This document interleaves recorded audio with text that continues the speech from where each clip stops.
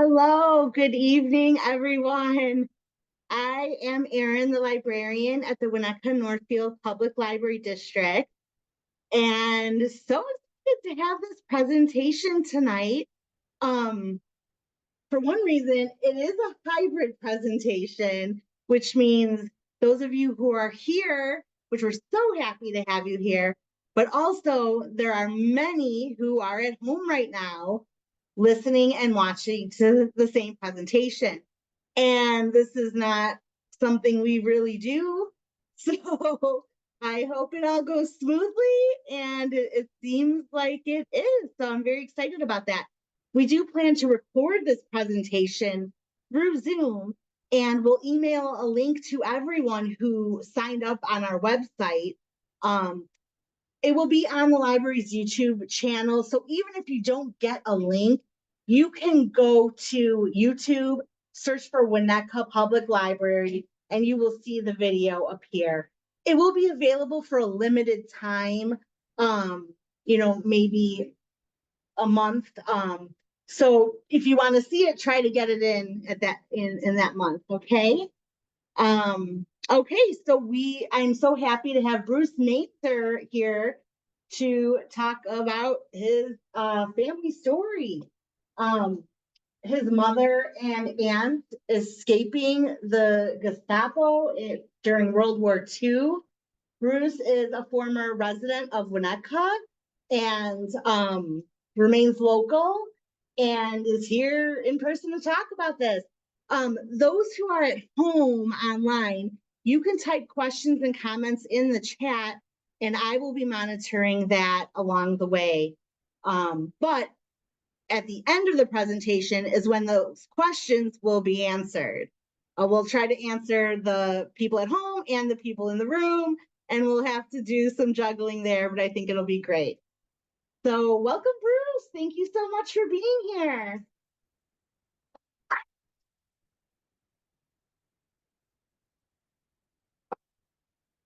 Thanks to Erin and the Winnetka Library staff for arranging this talk.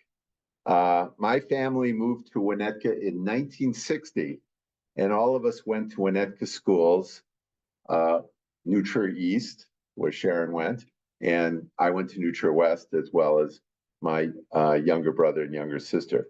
My mother continued to live here after my father died in 1991, and she moved into the condos just down Green Bay Road, on the other side of the fire station there, where she lived until 2013, and then she moved to a retirement home in Chicago. I am here to present my mother's story today and how she and her sister were able to escape Nazi-occupied Prague by a hero. And I am indebted to my sister Sharon, who, stand up, Sharon,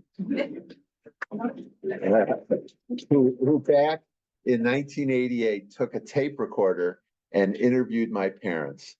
My father, who was a German Jew who left Germany in 1938, and my mother, who you will hear her story, and you'll actually hear her voice, of how she escaped Prague in 1939. These interviews were essential to putting together the story of my mother's and aunt's escape. Now, I published the first version of this story in January of 2022, when my mother was 103 years old. My mom passed away in October of 2022, just short of her 104th birthday. Well, in this picture taken in April of 1939 in Prague, you see my mother on the right with her sister on the left, and their friend and the hero that saved them in the middle.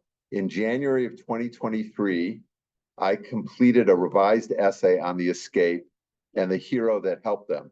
The first version of the story was put up the year before, or a couple years before now, but I got some details of the story wrong, including the location of this photograph. But I was able to find relatives of this hero, his name is Harry Roth, in order to complete the final essay, most notably two people who live in Atlanta, Arlene Rothstein and Rachel Rothstein. Arlene is the niece of Harry Roth, and Rachel is her daughter. And I also found other relatives living in the US and in Israel, who were able to help me with some corrections to the story. And you can find the final essay by accessing my Substack page on substack.com/@the You can also actually listen, if you have the time, to over 3 hours of interviews that Sharon, I shouldn't say older, recorded in 1988 by accessing the archive that's right now on the U.S. Holocaust Museum. You don't have to remember this whole URL down there. All you have to do is Google Ibby and Martin Mainzer U.S. Holocaust Museum, and the audio tape will come right up on your search engine results. And you can listen to it. And my mother's interview, the first part of it is, the first tape and a half is my father's recounting of his life in Germany. And about the 50-minute mark of tape 2, which you'll see, is where my mother begins to tell her story. So at the time I started my research into my mother's story of emigration, she was 103 years old and had Alzheimer's. Despite Sharon recording on audio tape my mother's story in 1988, the details of how my mother escaped and exactly the methods that the hero Harry Roth used to get my mother and aunt out of occupied Prague in 1939 were never really clear to my family. My Aunt Alice passed away in 1994, so I thought we had lost the opportunity to find out more about this photo. But in 2021, I stumbled into an opportunity to gain more understanding of the escape. I decided to finally end paying for my mom's safety deposit box that was at the BMO Harris Bank right down the street here in Winnetka. So my youngest sister, Sandy, went to the bank and brought the contents to me. And hidden away in the safety deposit box was my mom's Czechoslovakian passport, issued in 1938, and a trove of various other documents that I was able to use my phone camera and translate through Google Translate. Really incredible machine. As I paged through the 83-year-old passport, I realized that the visas and various dates of the border crossings could reveal more details of the photograph and the sister's journey. So my mother was born in 1918, almost on the day the new state of Czechoslovakia was formed as a new country at the end of World War I. My mother's family were Hungarian-speaking Jews, and the region that they lived in was originally part of Hungary, which was now made part of the Slovakian region of this new state of Czechoslovakia. Mom's father, my grandfather, had left for Chicago in 1926. So my mother had a childhood where she was raised on farms and properties owned by her mother's brothers all over the region. At the time of this escape, my mother, grandmother, my 2 aunts, Alice and a younger sister, Edith, and the hero Harry Roth were all residents of this tiny town of Kiria Helmich in Slovakia. Czechoslovakia is now 2 different countries, Czechia and Slovakia, but you can see with the red marker there that the town they were on is still right on the Hungarian border and now in Slovakia. Now, the events that precipitated the need for my mom's and aunt's journey starts with the infamous Munich Agreement, where the UK Prime Minister Neville Chamberlain appeased Hitler by ceding the Sudetenland region of Czechoslovakia without, by the way, Czechoslovakian government participation in any of the talks. It was just with the French and the English. Ceded that whole area to Nazi Germany. Almost immediately after this agreement, other countries seized the opportunity to take back land they formerly held in this weakened state of Czechoslovakia.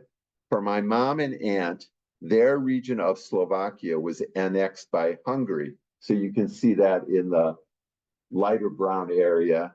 The town of Kosice, which my mom lived in for a while, is part of that area too. On the audio tape interview, my mother remembered how life changed as Hungarian troops marched into their hometown of Kirjahalmic, and Hungarian troops implemented their anti-Semitic policies by shutting down Jewish businesses and restricting Jews from having bank accounts and pursuing a living. The picture in the lower right are Hungarian army troops, not German troops, because they were the first occupying army that took over this area of Slovakia. When the Hungarian troops marched in to take over Kirjahalmic and the other towns, my Aunt Alice, my mom's older sister, was extremely prescient in understanding that life had inalterably changed for her family. She went to Prague by herself sometime early in 1939 in order to figure out a way to get out of the country. This was at a time before Nazis had marched into Prague. Prague was still a free city. From Prague, she kept on insisting that her younger sister my mom, come to join her in Prague. My grandmother was hesitant to let her 20-year-old daughter to leave, but she relented, and my mother describes on the audio tape her anxiety as she took a journey by herself that involved a horse and buggy, and then possibly her first rail trip to Prague, where she was overjoyed and relieved to see her sister Alice greet her at the Prague train station. Now, a short time after my mom arrived in Prague on March 15th, 1939, Hitler and Nazi troops marched in to occupy Prague and the nearby Czech region. Now their search for a way out reached a fever pitch as the citizenry of Prague reeled from the sight of Nazis goose-stepping on the streets. An article published on March 17, 1939, in the Jewish Telegraph Journal described the panic that enveloped Prague. And it just says, an undetermined number of suicides of Jews and anti-Nazis were reported from Prague as the Gestapo opened a drive to round up elements hostile to the new regime. A Gestapo officer arriving in Prague indicated that at least 10,000 arrests would be made before German occupation was completed. Now, here is the passport of my mother. I show this because my Aunt Alice knew they had to get visas from the US to get out of the country and join their father, my grandfather in Chicago.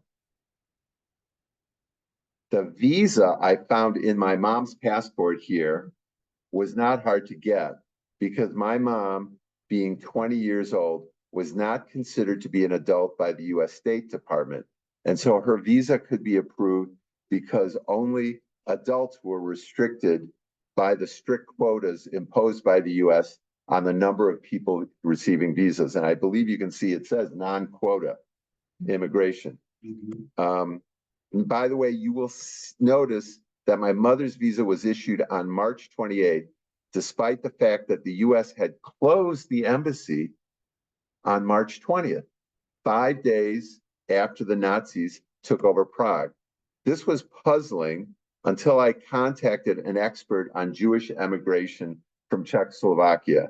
Now, through lots of Google searching on the events that took place around the US Embassy in Prague, and actually I was Googling the name Andrew Gilchrist, who was the vice consul at the time, and he actually didn't sign it.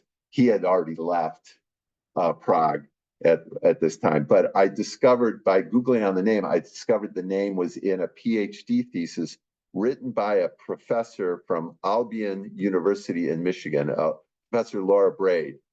And so when I contacted Professor Braid, she explained that many US embassy employees took action to issue visas to Jews who were stranded, often opposing official US State Department policy. So in this case, Professor Braid explained that many of these employees kept working at the embassy and did not evacuate, even though the embassy was officially closed. So there are many stories of Jews all over Europe who owe their escapes to individual embassy employees who often work counter to official US policy. Indeed, this was also the case for my father, who was a German Jew who at the age of 23 decided he needed to find a way out of Nazi Germany. He lived in the eastern part of Germany, but he heard that the employees of the Hamburg US consulate were much more helpful in issuing visas over quota limits. So he went to Hamburg in 1938 and spent 6 months there before finally getting a visa. So the visa for my aunt was a problem, not because of the quota, but because my Aunt Alice, who was born 6 years before the establishment of the Czechoslovakian state, was probably born in an area that was in Hungary proper still in 1939. So the US State Department didn't want to issue any kind of visa because she wasn't considered a Czechoslovakian citizen. So the sisters pleaded and cried every day with US embassy staff to issue a visa to Alice as the Nazis marched up and down the streets of Prague. So now I'm going to play for you a snippet of the audio tape where you will hear my mother's voice saying how Alice's visa was obtained. You will hear my mother's voice, you will hear Sharon's voice asking questions, and you will hear the voice of my father, who has a very strong German accent. And also he spent a lot of time telling parts of the story, even though he actually didn't experience any of it, but that was my father. So I'm going to start it now so you can mute this mic here. Actually, we were crying all the time, these things. And one day this young man asked me. Is that Harry Roth? No. No. Same guy. He says, now you show me on a map. Where is this place where my sister was born? Because it's such a small town. I said, look, it's around here, but it isn't written down because it was so small. Finally, they gave up on us and they gave us the visa. Did you point to the wrong place? That's right. They gave up on us. Where'd you and they point gave to? us- Just near Sonator? Whatever it was, he knew, but he closed his eyes. Yeah. And finally, he just let us go. Oh. But then, that's all right. Then we have to have a permit to get out of the country.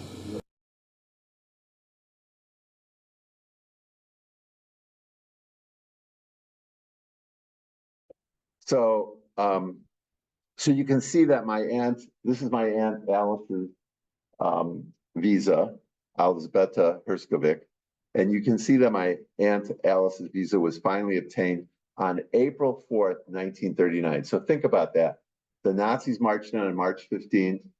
The US employees were told to evacuate on March 20th. And here there's a US employee still working, listening to my crying mother, and finally giving in and said, yeah, fine, here's the visa. But at the end of the snippet of audio, did you hear my mother say, now we needed to get a permit? Did you hear that? So this was not the final step. So until I started conducting this research, we were always confused about this. But based on the help of this Professor Braid, it became clear that my mother and aunt now needed a travel permit approved by the Nazis to leave Prague. But my mother and aunt were no longer citizens of Czechoslovakia. They were now from the new country of Slovakia, which the Nazis set up as an allied fascist government. Like later in France, when the Nazis occupied really technically only the northern part of France, and the Vichy French set up their fascist government in the south of France. And this is because Nazis didn't want to expend too many soldiers in occupying countries, so this reduced their need to have so many troops involved in occupation. Now, somewhere in Prague, a new Slovakian embassy or consulate was hurriedly set up to reflect this new fascist state of Slovakia, which was allied with the Nazis. Now, I couldn't find a picture, an address for this new Slovakian embassy, so I just picked a picture that I found on the internet for people lining up in that period. But that is an actual picture of Hitler looking at Prague from the castle that's across the river, where he stayed in those quarters. The Nazis wanted to get the Jews who had flooded into Prague back to their home areas and have the new Slovakian government deal with them. While waiting in line day after day at this new location, they encountered, my mom and aunt encountered a friend from their hometown. His name was Harry Roth. And he and his brother Aaron were also trying to get out of Prague and waiting in line as well. Harry ran the local movie theater in their hometown and spoke a multitude of languages fluently, including Hungarian, Slovak, Czech, and German. So the heroism of Harry Roth occurred at this hastily set up consulate somewhere in Prague. On the audio, my father picked up, on the audio tape transcript that I used, my father picked up a newspaper interview with Harry conducted by the Norwalk Hour of Norwalk, Connecticut in 1956. Harry moved to Norwalk, Connecticut in the 50s. Here's how that reporter that interviewed Harry Roth described the situation. Harry found hundreds of stranded countrymen milling around the Slovakian embassy in Prague. Realizing that it might be days before his permit might be approved, Harry went across the street to a stationery store where he purchased a book of tickets numbered 1 to 100 and passed the numbers out to everyone waiting in line. A short time later, a surprised Nazi officer opened the door to the consulate to find the crowd neatly lined up with Harry at the head of the line. Upon hearing which ingenious man was responsible for creating order out of such chaos, he immediately assumed Harry to be an employee of the embassy and pressed him into service, issuing permits. For weeks, he blandly reported to the embassy each day, putting the Nazi stamp of approval on every permit he could get a hold of, systematically helping hundreds to escape the Nazi tentacles closing in around them. Now, it was apparent that this new consulate office did not have enough employees and that the Gestapo was overseeing the consulate, trying to make progress on processing the permits. So this allowed Harry Roth to take advantage of the situation and take charge. Because Harry knew the sisters, he grabbed them as the first people in line and brought them into the embassy and stamped their permits for travel back to Slovakia. So here's my mom describing how Harry told them how to use the permit. So you're going to hear my mom's voice again explaining what Harry told them to do. So you can mute. Knows what's Stamps going our on. permit. He comes to us, I got you a permit. Now that permit, he knew that permit was for us to go back to Hamets. He says, you try this to go out of the country. Wait a minute, He he did not know. stamped the permit, just like all the other permits though, to go back. After that, The stamp was not in German. The stamp was, I don't In know, Slovak. in Slovak or You see. in Bohemian, I don't know. Germans didn't know what Uh-huh. they did, and naturally the Germans had to sign it. They Yeah. signed it. They signed it. You They know, signed it, What but he it what didn't he do did you- is, it's in these letters. In this Okay. letter, he goes and gives this a bunch of permit. He signed this. They didn't even know what they were signing. But- You understand? But they were permits to go back to your hometown anyhow. That's right. That's right. So So- he says, this is all ready for you. You're Did he gonna really use tell- it. Yes. He told you the truth that they were not valid? No, they were valid. They were valid to go to your hometown? Yes, but you're going to use it to get out of this country.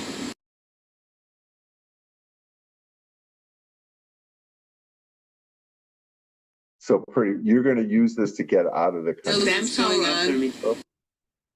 So after I completed the first version of this story, my cousin Judy Alice's daughter, who lives in Los Angeles, discovered this Hungarian American newspaper article from 1965 among her mother's, my Aunt Alice's, personal belongings. I had the article translated, and I was overjoyed to see this interview with Harry Roth fill in many of the details. Here are some passages from the article. I'm not going to read it in Hungarian. I am now going to quote from Harry himself telling the story to this newspaper in 1965. We lived in Kirja-Helmich, Slovakia. The Munich Agreement gave back that part of the highlands to Hungary, and that is when our bank deposits were seized and it became impossible to make a living. We lost everything, and I moved to Czechoslovakia with my younger brother. We chose Prague because that city was then free from the German Nazis. In November 1938, I already realized that we were trapped because it was only a question of time when the Nazis would attack the free part of Czechoslovakia, and I started organizing the under-the-radar immigration to the Holy Land. But on the 15th of March, 1939, the German Nazi hordes attacked Prague, and I had to stop doing this. I resorted to a trick and started a resettlement movement to Slovakia. And he's taking a little bit too much credit here. The Nazis wanted the Jews to go back to their hometowns, and the Jews who were from Slovakia to go back to Slovakia. First, there were only a few people, but later more and more came to the consulate. There was a big chaos and bustling, so I grabbed a paper pad and started giving out numbers like I was a consular employee, even though I had no authority to do that. And when once a consular officer passed by me, he believed that I was there on behalf of the Gestapo, and that's why I'm handing out the numbers. On the other hand, the Gestapo thought I was a consular employee. That's how I ended up at the consulate as a reliable person. And suddenly I saw that the Gestapo's stamped permits were on a writing desk with the following text. The holder of this permit is authorized to cross the German border. Our main problem was that we did not know how to get out of Hitler's Czechoslovakia, and here the opportunity presented itself. Without any hesitation, I grabbed a bunch of permits, and I knew I found the way to freedom. I gave the first permit to the Herskovitz family. Now imagine reading this. I read this for the first time after I got it translated, and to see him say, verified, that he gave the first permits to my mother and my aunt, that was just a wonderful moment for me.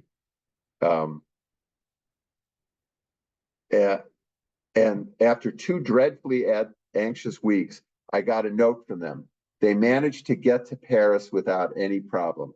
That was such joyful news that it gave my quest an incredible push. And in a short time, I issued permits to about 3,000 Hungarian Jews and persecuted anti-Nazis. And I also ended up using one to go to Palestine. Now, I was ecstatic to find that Harry's story agrees with my mom's recollection. As Harry Roth mentions in the Hungarian American newspaper article I have had translated, this is incredible. The Slovakian employees thought Harry was a Gestapo agent, while the Gestapo thought he was a Slovakian consulate employee. It's crazy. So I first completed the first version of this story, as I mentioned, in January of 2022. And as I mentioned before, I was convinced myself the picture was taken in Paris. I was so wrong about this, because the joy expressed on the faces of these people could not have been in occupied Prague. Shortly after I published the first essay version, I was successful in finally tracking down relatives of Harry in the US and Israel. And as I mentioned, key to the relatives that I connected with were Arlene and her daughter Rachel in Atlanta, the niece and great niece of Harry. By the way, Arlene's daughter, Dr. Rachel Rothstein, is a history professor who happened to write her PhD on the emigration of Polish Jews after the Six-Day War in 1967. And proving it's a small world, Rachel told me that she knows very well who Professor Braid is. So, you know, the connections are great in this story. So Rachel and Arlene knew, after reading the first version of the essay, they knew immediately that this photo was not taken in Paris because they knew that Harry and Aaron made their way to Palestine via Romania, not France. But they wanted to let me down gently. So Rachel decided to put up this Facebook post here to get her colleagues, history professors all over the US, to weigh in as to whether the picture was taken in Paris and Prague. And I love the way she starts it out. She's such a person from Atlanta. I have a good mystery for y'all. It says at the top. The scores of her history professor colleagues all across the country weighed in. And I have to feel pretty good. About 50% of them thought it was Paris. And another 50 knew it was Prague. But my favorite post was one that's one history professor, I think he was in California. He said, this can't be Paris because women in Paris always wear high heels. To which Rachel responded, really, what would two women who just came off the train from Slovakia be wearing? But as you can see from the way Rachel set up her post and some of the things she mentioned, she knew exactly where this picture was taken. One is that the first clue is that you see that sign that says STE? Well, there's a little circumflex. You can't see it, but there's a little circumflex above the S. And that you don't get, in French, there's no circumflexes above consonants, but in Czech, there is. So she knew it was a Czech sign, even though she didn't know what the Czech sign was. And then the theater in the back appears to be the Hibernia Opera House in Prague. So it became clear that this was Prague. And I stumbled across a postcard from 1906 for this street, and there's the Hibernia Theater. And you can see the street light here. And look at, and so this picture was taken 33 years before that, but it's the same street light. And you can see above Harry's head is the same street light at the end of the story. So this was definitely Prague, and it was now Prokopi Street. But there's something else about this picture, and let me go back a little bit. Now, I've been studying this picture. I've been obsessed with this picture, and I've been studying it and studying it. And one of the reasons I love to give lectures like this is something new always comes up in a lecture. So one of the first lectures I gave on this, somebody said, oh, well, I see a Czech car in this. I said, do you see a car in here? Do you see a car anywhere? Mm-hmm. Oh, I don't know what's the matter with me. I didn't see the car. So here's the close-up of my mom, and there's a car there. Okay, now how can you tell this is a Czech car?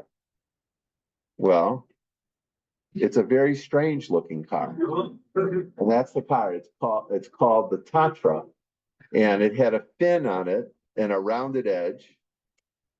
And it's actually it actually was the design was copied by a guy named Porsche.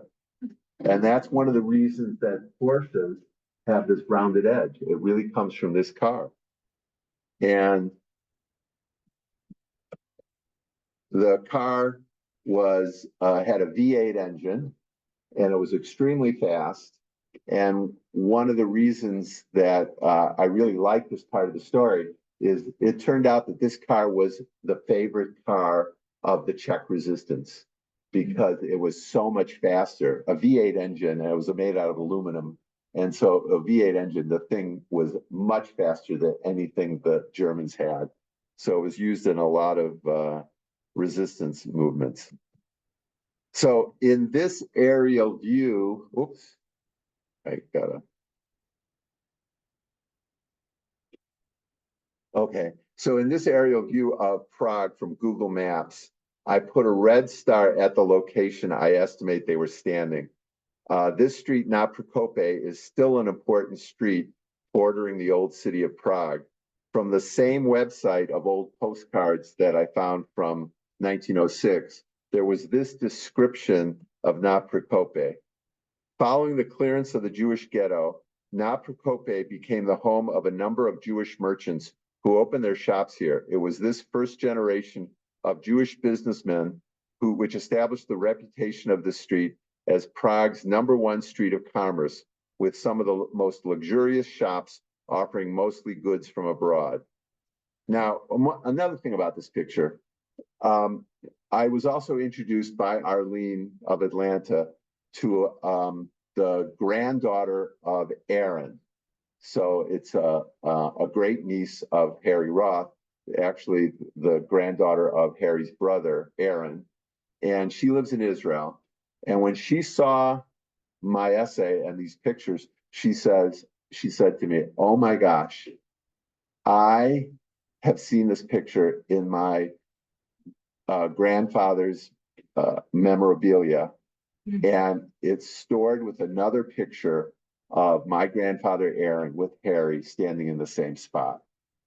So now I'm thinking maybe what is happening here is they were celebrating the obtaining of the travel permits before my mother and aunt got on a train, and Aaron took this picture, and then my probably my aunt Alice, because she was probably better with the camera. Aaron probably handed the camera to Alice, and Alice probably took the picture of the two brothers, Harry and Aaron. So this granddaughter of Aaron can't find the picture, but hopefully it'll show up one day. Now, earlier this year, can you tell I was really obsessed with this picture? I kept on working on it. I was convinced that I could find a picture that would explain what the sign ending in STE said in full. So I kept searching for a picture around this time of April of 1939. And then I realized since the Nazis marched on March 15th in 1939, I decided to narrow my search to find a photograph associated with pictures taken of Nazis marching up and down the street. And so just about a year ago, my endless Google image searching yielded this picture. And the photograph shows the German army with a tank on March 15th, 1939, the day the Nazis and Hitler marched in to take over Prague and Czechoslovakia. And what's sort of humorous is that, you know, they're marching in, but the streetcar's making its normal stops, you know, and this is a women's fashion district. So these are the names of stores, and these are women wear stores and department stores. And so you can see that the sign in it was plus, which stands for women's coats, women's coats. So, and I estimate that they were probably standing right under the Bush sign, or maybe a little over here. So that made me happy that I could find that. So Mom's passports contain the stamps of all the border crossings that as she made her way out of occupied Prague. And so I found a map of all the rail lines in Europe in 1939. So I plotted their journey. So here is a close-up of the map. Obviously, the dates are very important here. So we know that after leaving Prague, the first border control stamp she received was in the town of Krimis or Pilsen. And this is in Czech, and it's hard to see, but I think it's the far upper left. Yeah, I think it's the far upper left. And according, and this is in Czech. Now, according to Professor Braid, this was the border between the Sudetenland and the Czech Protectorate. but technically it shouldn't have been a border control point anymore because the Germans now controlled everything. They controlled Czechoslovakia. The Sudetenland was the slice taken out in the Munich Agreement. So the only thing that I could think of is that the Germans didn't get out orders that they were. Let me put the location. There's Prague, and there's Primus, right next to Prague, and or Pilsen, where the beer's from. So the only thing I could think of is the border guards weren't told to stop what they were doing, so they were still going through the train, stamping posts, stamping passports, even though this was no longer a border.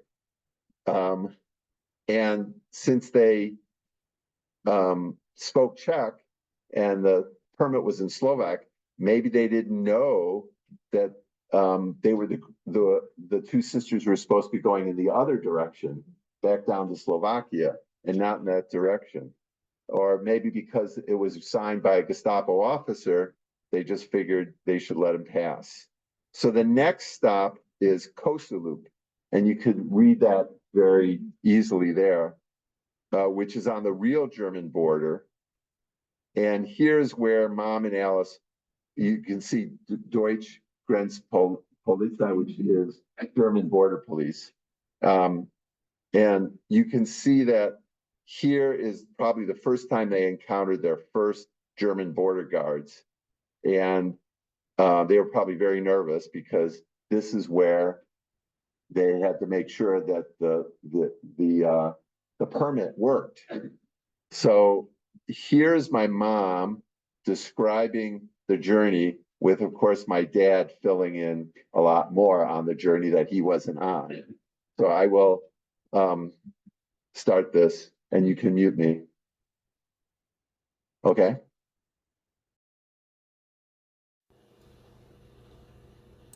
We did, and we were very scared. Every time we stop in the train, we passed it. We passed it. Yeah. Once we were in France, we were already, we went with the train, and they were. Yes. The Germans controlled already the railroad station and the borders. Right, sure. So when the German soldier who didn't understand Slovak or any other language saw the permit with the signature of a German officer, most probably there was a swastika next to that signature, he assumed it was a permit to go.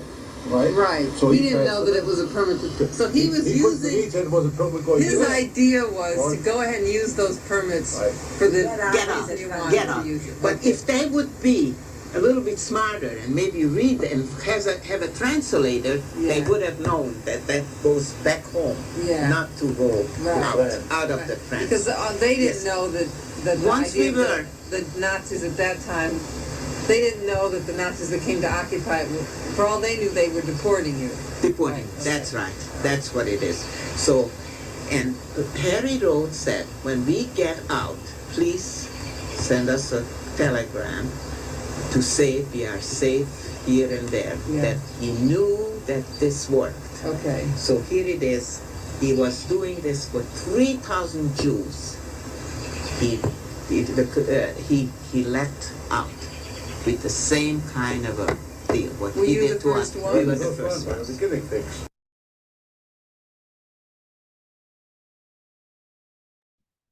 So, so you can see this, the train line that they were probably on become clear.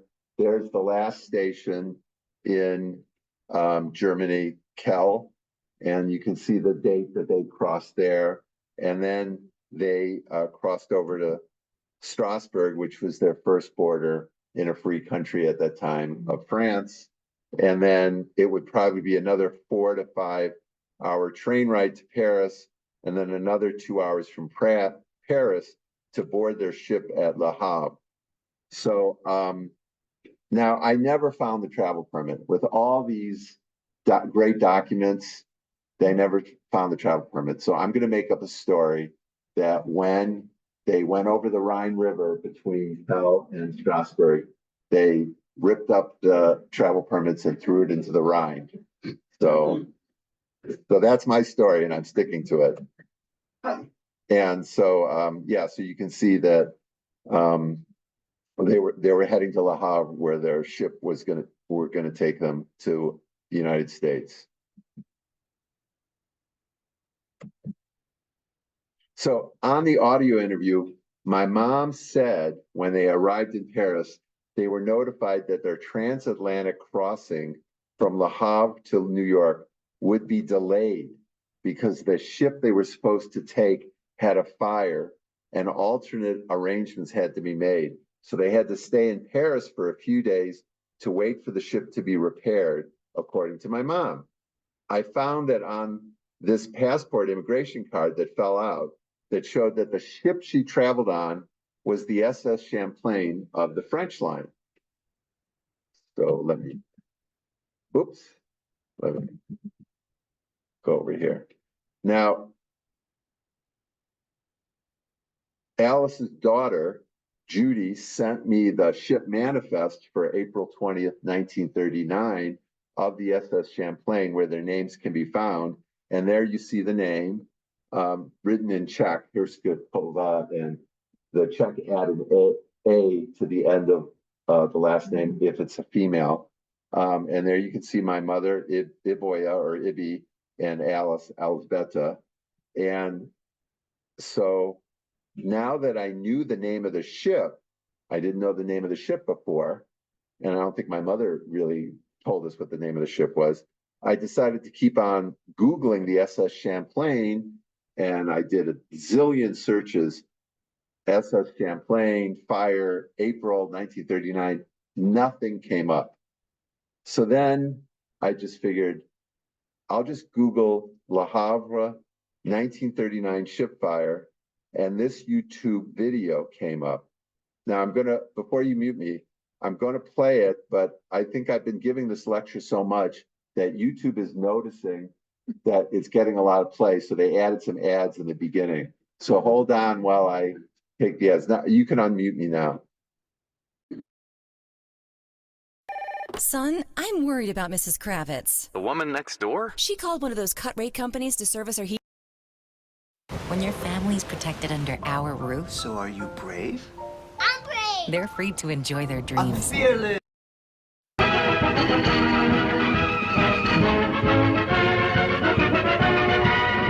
This is the Gaumont British News, presenting the world to the world.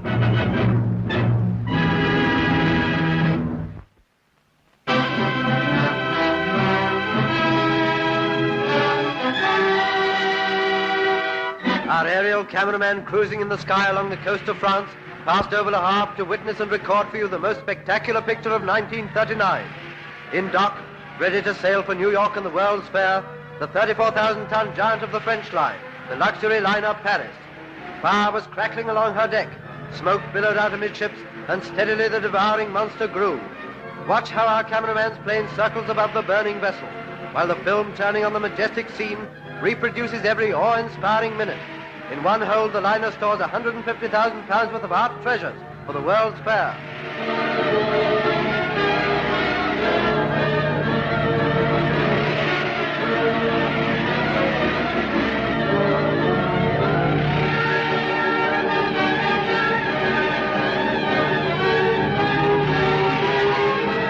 As the fire rages, you see the crack liner Normandy barred in by the tragedy that overwhelmed. When your family's protected.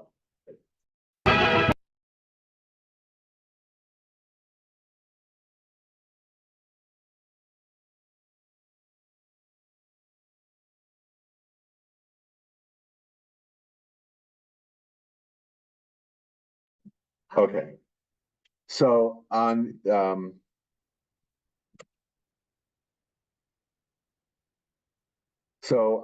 April 18th, 1939, the SS Paris, not the SS Champlain, caught fire while docked in Le Havre. So she had originally tickets on the SS Paris. And that's when the French line told her in Paris they had to wait and they had to put her on a new ship. And this ship basically had such a huge fire, and I think it was started in the bakery, They were probably making croissants that burned. The ship blocked the new superliner Normandy from exiting dry dock, and she sank in her berth, where she remained until after World War II, almost a decade later, before it was removed. So the French line, the Paris was the flagship of the French line, and so my mom had to travel on the much smaller Champlain. But my mom had a good time because she waited in Paris for 2 days, and she reported she had a wonderful time in Paris. And she had such a great time on the audio interview when Sharon asked her how long she was in Paris. She said, "Oh, I think I was there for 8 days." She wasn't. She was only there for 2 days, since the French line paid for her accommodations, and maybe she just got so much fun in those only 2 days. So Mom said she saw Maurice Chevalier at the Casino de Paris. And the show for April of 1939 was Amour de Paris, which Chevalier performed with his wife, Nita Ray. Here are some selected pages from that program that Alice and Ibby most likely had in their hands the night before the two sisters left for Le Havre to board the SS Champlain for the trip to New York. So that's pretty cool. So Alice and Ibby embarked on the SS Champlain on April 20th, 1939. That's what the documents say, and arrived in New York on April 28th. My mom did not recognize my grandfather as he greeted her at the train station in Chicago, as she had not seen him since she was 8 years old. So that was interesting. So that is a picture of the SS Champlain. I don't know if she took the 20th Century or the Broadway Limited, but I like the poster for the 20th Century Limited, so that's why I put it there. And this picture was developed at a pharmacy where they lived. They lived just, my grandfather lived just off of Bryn Mawr, and near the Edgewater Hotel. And from a pharmacy there, and it was in June of 1939. So since they arrived in Chicago sometime in May, and the pictures were developed in June, this is probably the first picture taken when they arrived, and it was probably taken in the park by the beach. Although, don't ask me about the location of the picture because I've been wrong before. So. Now, after the sisters started their new life in the uptown neighborhood of Chicago, living with their father, Alice was not done trying to get her family out of Europe. Now, I discovered a trove of papers with Alice corresponding with HIAS, the Hebrew Immigration Assistance Society, for the next 2 years, working to get the rest of her immediate family out of Europe. Rose, my grandmother, and Edith, my mom's younger sister, had left Slovakia to join Mom and Alice's oldest sister, Shari, and her husband, Erno, and a daughter, Judith, who were living in Budapest. Alice's persistence paid off by finally getting passage from Lisbon, Portugal, and Rose and Edith had to make their way to Lisbon to get out of Europe, more than 2 years after my mom and aunt had escaped. And after World War II had started, the Nazis in September of 1941 invaded Poland. Rose and Edith escaped on the September 19th sailing of the SS Excambian from Lisbon in 1941. By the way, Dali, the year before, or excuse me, Picasso the year before had paid for Dali, Salvador Dali, to escape on this very same ship on another sailing. The Excambian's last sailing was in December of that year, and then the port of Lisbon was closed up. So that was almost the last way out of Europe. So they were very lucky to get out. Now, shortly after leaving Lisbon on September 19th, I had to Google that sailing since I knew that when they were leaving. So I found this story in the New York Times. about that particular sailing, after they left Lisbon port, I found this New York Times article on the sailing. In September 1941, a Nazi four-engine Condor bomber dove down on the Excambian 6 hours out of Lisbon, terrifying the passengers as the plane flew within 100 yards of the liner. And it was very scary, but there were no bombs dropped. But I guess my grandmother and my Aunt Edith had one more taste of war before they finally made it to the shores. Now, my Aunt Alice tried to convince her older sister Shari and her husband Erno with their daughter Judith to leave Budapest as well. But they thought they were safe in Budapest, Hungary, even after Europe was in the midst of war. The reason was that the Jews of Hungary were largely left alone by the Hungarian fascist government that was allied with Hitler's Nazi Germany from 1940 to 1944. So like Slovakia, Hitler's armies did not occupy Hungary, but after D-Day, the resistance movements in both countries looked like they were going to topple both governments. So Hitler decided he needed to take over both countries, and his troops marched in to take over. Once the Nazis were in charge, they quickly mobilized to deport as many Jews as they could find to Auschwitz for extermination. So Mom's oldest sister, Shari, and Shari's husband, Erno, and daughter, Judith, were rounded up and likely perished in Auschwitz. Now, in 1948, Alice traveled back to Europe to find out what happened to the rest of her family. There she found my great uncle Geno, who had returned to his hometown after being liberated from Auschwitz. And Geno told her the story of her and my mom's brother, my uncle, William, who along with Geno was sent to a labor camp that operated outside of the death camp of Auschwitz. Alice's daughter, Judy, told me in an email the story that Alice told her on what happened to Mom's brother, Willie.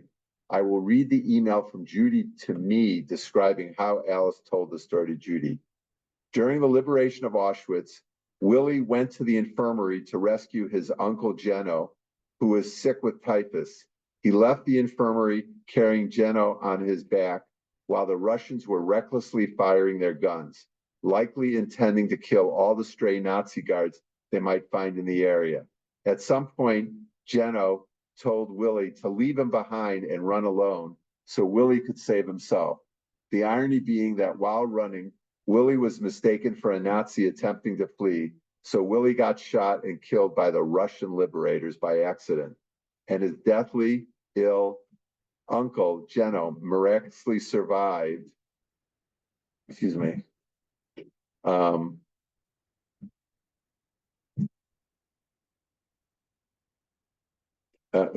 Miraculously survived to tell the story to my mother, who had returned to Czechoslovakia in 1948 to learn if any of their family had survived. After I got this explanation by Judy, Alice's daughter, I did a little more research on why my uncle William, as well as my great uncle Geno, ended up in Auschwitz. Like Hungary, Slovakia's government had their own policy with respect to their Jewish population. Instead of sending them all to concentration camps, the Slovakian fascist government locked their Jewish men in a handful of labor camps spread through Slovakia. The Slovakian government had to pay the Nazis for every Jewish prisoner deported to Auschwitz, so the Slovakian government just basically figured they'd use the Jewish prisoners to be slave laborers for their own purposes. But this is incredible. So when Hitler decided that he needed to take over both Hungary and Slovakia and they marched in, this all occurred after D-Day. So imagine that the war was almost over, and this is when the killing of the Jews in those two countries started, as the Americans and the Allies were heading to Berlin. German troops marched into both countries and deported all the Jews they found in Slovakian labor camps. Now, through Wikipedia, I looked up a historical list of train transports to Auschwitz from Slovakia carrying Jews during World War II. Since there were only a handful of transports organized to Auschwitz from Slovakia, I determined that my great uncle and Uncle Willie were probably on the very last transport train that left Slovakia on November 2nd, 1944, with over 900 other Slovakian Jews. Now, the last Auschwitz gas chamber stopped operating the day before the train arrived, as the Nazis began the process of destroying evidence of their crimes. So Willie and Jenna were assigned to work in camps and remained in Auschwitz for almost 3 full months until Auschwitz was liberated on January 27th, 1945. And unfortunately, because we know that date, we know the exact date my uncle died. After the war, Jeno returned to the family's hometown of Kiryat Helmich and started a new family. Jeno died in 1957, and his family immigrated to Canada in 1960, and we only recently reestablished contact with Jeno's children and grandchildren in Toronto. And just as a side note, Jeno decided to start a new family. He lost his entire family, so he decided to start a new family. So we, Sharon and I, have cousins in Toronto who are our age, but they are my mother's first cousins. So after World War II, Alice got married and divorced and had Judy, who now lives in Los Angeles. My mom met my father in Chicago. My parents married while my father served in the U.S. Army in World War II. In this picture taken in 1947 in Chicago, my mom, Ibby, is holding my sister, Susan, on her lap. And since Susan's not here, I will say she is my oldest sister. Alice is in the middle, and Edith is on the left with her oldest son, Ricky, born in 1946. My father is on the left in the top row with my grandparents. And then finally, Edith's husband, Maury's off to the right. And I always wonder, why is my dad not next to my mom? But that's a mystery that will never be solved. So I am one of 5 siblings, and my mom has 10 grandchildren. And how many, is it 9 great-grandchildren now? I think it's 9. 8, somewhere around there. My father passed away in 1991, and my mom passed away just short of her 104th birthday. So I like this picture because the 2 pictures here, because the 3 sisters are in the same order. So you can see, and this was taken at my wedding in 1980. So you can see my mom and Alice in the middle, and the youngest sister, Edith, who escaped later. And this is my mom at 102 at the retirement home. And there you see Sharon, and there's my mom when she was at the retirement home. So cool. Now, we have to talk about Harry. When Harry heard from the sisters of their safe passage to Paris, he claimed he issued 3,000 forged permits over the next 2 weeks. Harry and Aaron's exploits appear to be confirmed by Israeli journalist and author Gideon Levy of the Haaretz newspaper. In a 2013 opinion piece in the paper, Levy describes how his father was able to escape Nazi-occupied Prague with the help of what he called 2 shrewd Slovakian Jews. So obviously, this is Harry and his brother Aaron. And this is a quote: "The 2 brothers organized travel on rail leaving from Prague to Vienna on April 30th, 1939. From Vienna, the refugees boarded a Danube River passenger boat to the Romanian port of Sulina. In Sulina, on May 29, 1939, approximately 700 Jews boarded the Greek-owned cargo ship Frosula for the voyage across the Mediterranean for Palestine. This would be one of the most arduous and difficult ship sailings ever in the Mediterranean, with the ship's passengers not reaching Palestine until September 1st, 1939. Now, Levy describes the long journey to Palestine. The cargo ship, whose flag was Panamanian and whose crew was Greek, had been turned into a passenger ship. Hundreds of bunks had been built in its belly. In the coming months, the passengers would be tossed about at sea. People who had left everything behind. My father left behind his parents and fiance, never to see them again. He left behind his career. The shores of Turkey were closed to them, as were those of Palestine. In Tripoli, Lebanon, they were allowed to drop anchor, but not to disembark.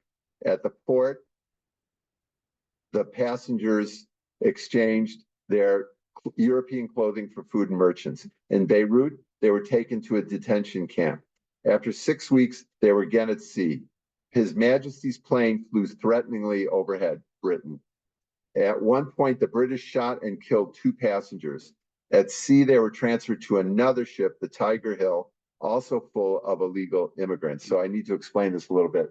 So the Frosula was owned by a Greek owner, and the way that at the time in Palestine there was the Haganah, which was the Jewish army or the Jewish resistance, and they figured the only way to get Jewish immigrants into the block ports of Israel was to basically ram the ship on the shore at Tel Aviv on a beach called Fishman's Beach. And the Greek owner of the ship said, "Oh, you're not doing that to my ship." So they said, "Okay, there's another ship out there called the Tiger Hill, and we're just gonna raft the ships up against each other outside of off the coast of Israel. We'll transfer everybody onto the Tiger Hill, and then we're gonna ram the Tiger Hill." So it was one vessel alongside another, hundreds of hungry, sick, and exhausted passengers climbing rope ladders while carrying their possessions. Finally, the Tiger Hill ran aground off the Tel Aviv's Fishman Beach. That's the actual photograph of the stronger passengers jumped into the sea. Most were arrested and taken to Sarafan, today known as Sephiron. The people of Tel Aviv stood and cheered the convoy of refugees, which lifted their broken spirits. Harry met his wife, Martha, on the Frosula. Harry was among the refugees put into that military camp. And Harry, like many of Frosula's healthy male refugees, was then later conscripted into the British Army to fight against the Nazis. So in Palestine, Harry worked for the British Army as a film projectionist, and later for the Israeli Haganah army doing the same. So imagine that. The British were firing at the passengers, not letting them land, and then after the land, they said, "Okay, you're going to be in the British Army." And then Harry was using his skills as film projectionist. And then after the 1948 War of Independence, Harry went into private business as a theater operator in Tel Aviv. So he operated one of Tel Aviv's movie theaters. Now, in 1956, Harry and Martha decided to leave Israel and immigrate to the US. They established Roth's Delicatessen on Van Zandt Street in Norwalk, Connecticut. The 1961 Norwalk Hour article had a picture of Harry, his wife, and his son Gil Roth celebrating Gil's acceptance into Yeshiva University. Also shown is a typical ad that frequently ran in the Norwalk paper that promoted Harry as the deli king and his incredible multilingual knowledge. Now, sometime in the 1980s, my parents and my oldest sister, Susan, visited Harry at his Norwalk home. And my wife and I lived for a short time near Harry in New York State in the early 80s. And I'm really sorry I never got to know this story. And so I never got to meet Harry. I was glad to finally connect with many of Harry Roth's relatives after completing the first version of this essay. Now, this is an incredible story. Arlene told me about one of Harry's siblings who lived in suburban New York, who was still alive at the time. She just passed away about a year ago. And this sister, this was a younger sister of Harry, and she survived both Theresienstadt and Auschwitz, and she passed away at the age of 105. So somebody should go bottle the water at Helmich with my mother and this one. But early, a couple of years ago, Arlene, after I connected with Arlene, she went to her aunt and she said, "Do you remember my aunt, Bruce's aunt and mother?" And her reply was, "Of course I remember Outwitted and Ibby." So that was really thrilling that she remembered them. So one of my goals in writing this essay was to obtain recognition for Harry Roth that he deserves. Jewish heroes who saved fellow Jews are not considered for enshrinement at Yad Vashem's Righteous Among the Nations, as those honors are reserved strictly for non-Jews. B'nai B'rith, though, does honor Jews who rescued fellow Jews during the Holocaust. And through distribution of the story, I hope that Harry's heroism would finally be recognized. So last year, Beth and I went to Prague, and we were able to do some more research on this story. And of course, we had to go to that spot. So there, Beth took a picture where she thinks is the exact spot that my mother and aunt and Harry were. But of course, there's a tree there now, a damn tree. So we went across the street to take another picture, and we got somebody to take our picture. So after doing all this research, I got the news that B'nai B'rith had accepted Harry Roth for this award. I actually got it the morning I gave this presentation to Self-Help, to the home that my mother lived at. So I was able to show the audience that I just received this email where he will receive the Jewish Rescuers citation. So here is the actual ceremony that was held in May of this year. And there were about a dozen people nominated, and Harry's name is right there, and there's his Hebrew name. And so this is the ceremony, pictures from the ceremony. This is on the picture all the way to the left. You see Rachel, and then that's Phil and his wife. Phil is the nephew and brother of Arlene. Arlene's in the middle. And then there's me. And then remember I told you Ricky, who was a little baby in 1946, was on Edith's lap? That's Ricky's son, and he now lives in Israel. So he was able to attend the ceremony as well.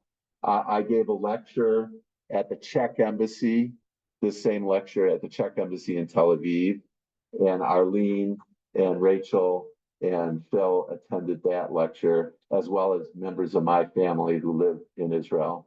And then there's what was put up at the ceremony of Harry Roth.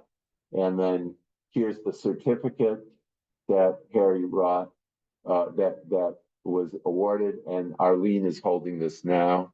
And then I'll finish with the ceremony, so you can mute me.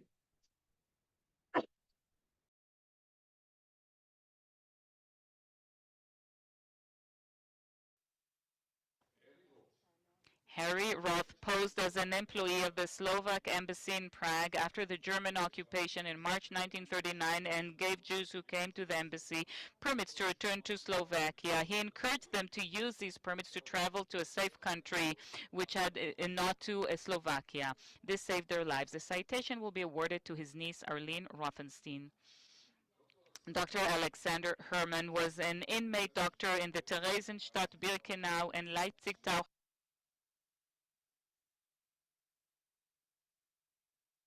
So there were some fantastic stories, like the person before before who got the award was a doctor in Italy who had 40 Jews hiding in his hospital.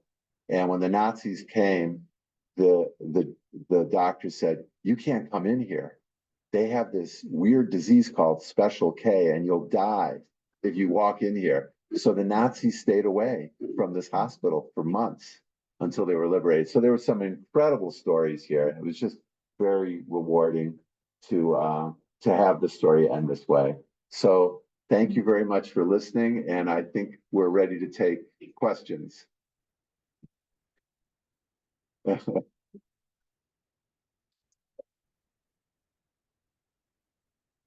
Estimated how many hours you spent.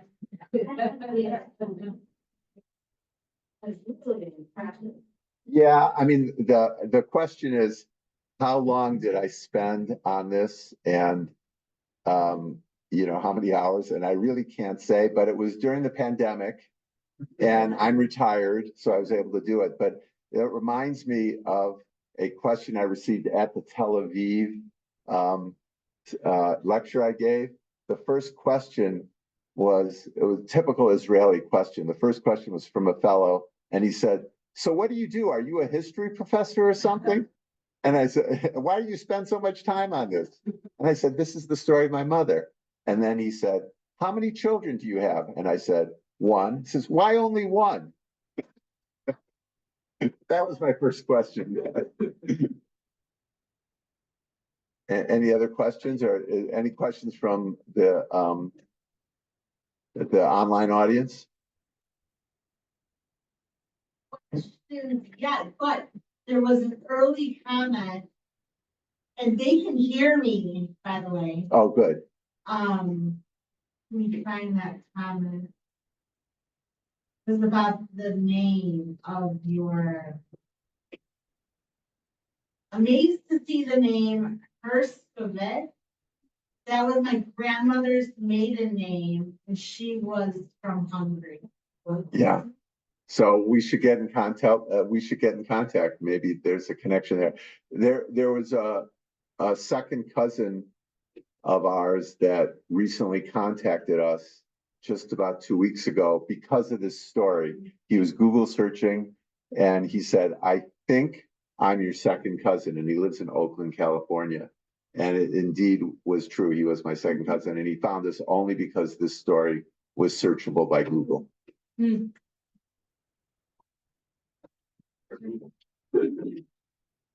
we be able to share the link everywhere, or should it just be stay to Winnetka? So the recording to this will be on the library's YouTube, and anyone can view that for the month that it's available. Any other questions? Oh, How did they know to leave, that it was time? I mean, in retrospect, of course, they made the right decision, but some people stayed and some people left. What made them feel like they should leave? so very good question. I'll repeat it so the online audience can hear it. So the question is, what made them feel they had to leave? So many people ended up staying, like my oldest aunt, Shari, decided that she was safe. And I believe that is all due to my Aunt Alice. When the Hungarian troops marched into their section of Czechoslovakia, she knew right away that life was ending for them. So she was the one who went to Prague and insisted that my mother join her. And then you saw that after she got to America, she was very active in trying to get her grandmother and her other sister out. So if it wasn't for her, my mother would not be here and would not have made it to America. An online question? But one is, I don't know if you're able to put up the intro slide with your name, or I can type it in the chat. That's your contact. Or if you wanted to share that. I can quickly put it back. Or do they want the links of the story and the essay? It Just just, your intro slide with your name. okay, so I'll get it back to there. It'll take a while. A lot of people in the chat are saying what a fantastic presentation. They're saying, thank you. What an amazing history that you shared. Thank you. For the question. Thank you so much for sharing this wonderful story and history. I hope a movie is made so more people will know the bravery of your mother and Gary. Well, if there's any Hollywood producers on the line, you have my contact information. So. Comment because didn't include this. Library. Oh, why don't you come up here because the online audience can't hear you until you speak here. This is my wife, Beth. So Bruce was invited by the Norwalk, Connecticut Library to come and give a talk. So we traveled to Norwalk, and one of the most wonderful things is one of Harry's nieces came and met us there. She took us to see where the store had been, where the deli had been. It was obviously no longer there. She also took us to see the house that he lived in, and then she brought us to his grave.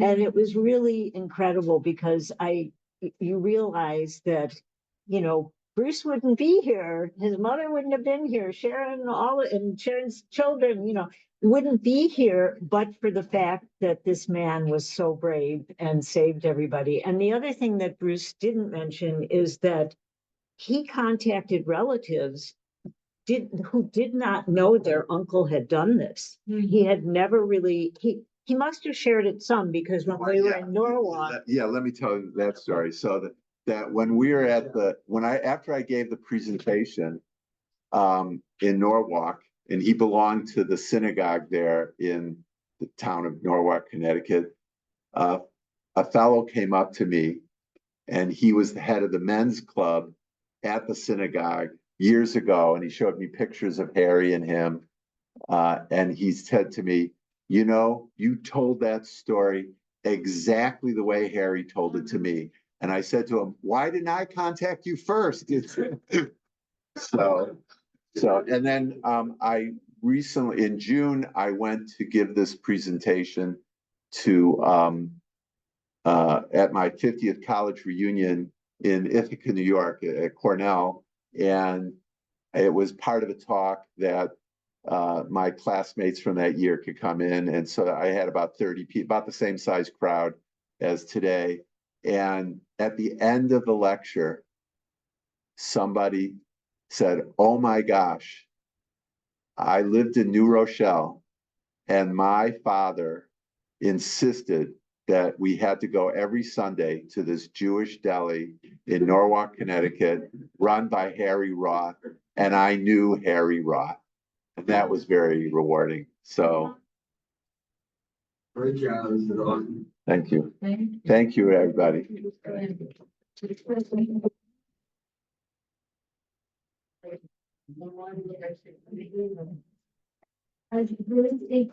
Bruce,